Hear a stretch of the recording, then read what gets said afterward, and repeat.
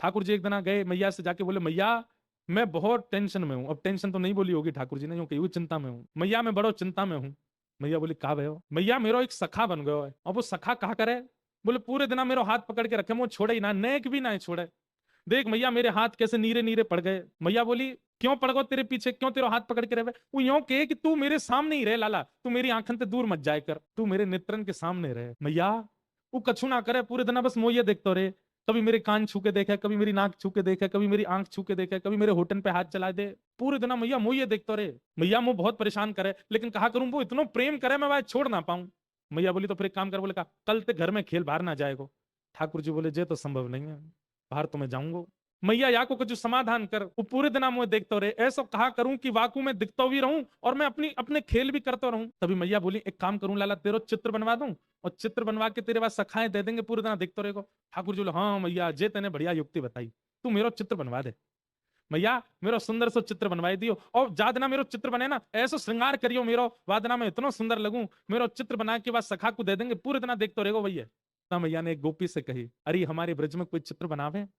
तभी एक सखी है हमारे ब्रज की, उनका नाम है चित्रा सखी। बरसाने में चिकसौली गांव है, वहां चित्रा सखी जी का मंदिर है। कभी जाओ बरसाने तो वहां दर्शन करना, चित्रा सखी। इन्होंने महाराज जी जीवन पर्यंत कभी किसी पुरुष का नेत्र उठा के दर्शन भी नहीं किया था। ऐसा ब्रह्मचर्य का पालन किया अपने जीवन में, ब्याह तो किया ही नहीं, जोगन भेष बना के रहती थी और कभी किसी से नेत्र मिला के नहीं मिलती थी। और जैसे कई बार संत नियम धारण करते हैं स्त्रियों से, नहीं, इन्होंने नियम धारण किया था कि किसी पुरुष से नहीं मिलती थी। और इससे प्रसन्न होकर के इनको सरस्वती मैया ने एक विद्या प्रदान की थी कि एक बार किसी को देखती थी और उसकी यथावत चित्र बनाती थी, इसीलिए इनका नाम चित्रा पड़ा।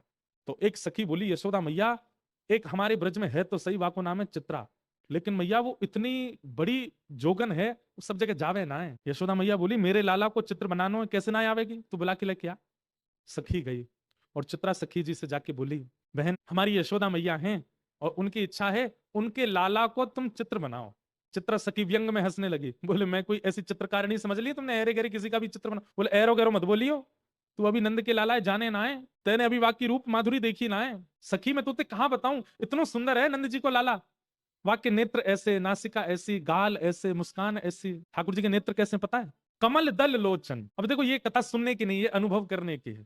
कमल दल लोचन, ठाकुर जी के नेत्र कैसे हैं? जैसे कमल की एक पंखुड़ी हटाइए, जैसी उसकी आकृति है ऐसे ठाकुर जी के नेत्रों की आकृति। और उसमें भी कैसे नेत्र हैं ठाकुर जी की? जो ये अंतिम छोड़ है ना, ये बहुत लंबे तक जाते हैं, दूर तक जाते हैं। ठाकुर जी के बड़े बड़े नेत्र और ऐसे पीछे तक जाते हैं। ऐसे नेत्र ठाकुर जी के हैं और किसी के नहीं है। हम तो कभी कभी किसी पे ज्यादा मन आ जाता है तो बोल देते हैं भाई अपने ठाकुर जी के नेत्र ऐसे कटाक्ष स्वर्ण के पधराओ ठाकुर।